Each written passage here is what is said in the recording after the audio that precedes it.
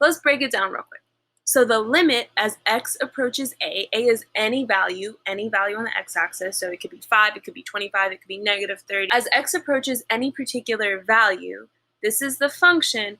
What is the y value that it's getting closer to? So I just want you to see exactly what the notation would be.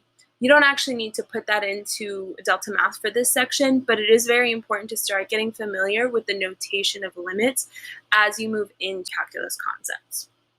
So, from the perspective of limits, a function is continuous if the limit approaches the output values. So what that means, right, because that looks like a bunch of gibberish, is basically what I had said earlier from the left and the right-hand side. So this is the notation from the right-hand side, because from the right is a positive side. And as you approach it from the negative side, a negative, it needs to approach the same value, L. The output has to be the same in order for it to be continuous. So what you are actually doing on Delta Math is you are given a piecewise function, and you are going to use this concept of left and right-hand side to determine whether it is continuous or not. So another way to think about limits is you hear me say from the left and the right-hand side a lot, right?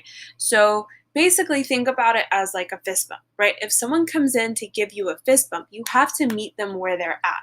A limit exists if you meet them right where they are at. So when you're thinking about a function, when you're going from, the left side to the right side, you want those functions to meet at the same place from both sides, or else that's a lame fist bump, right? Like if you fist bump someone and they meet you right here, they don't pass the vibe check, right? So that is the basic concept of a limit. So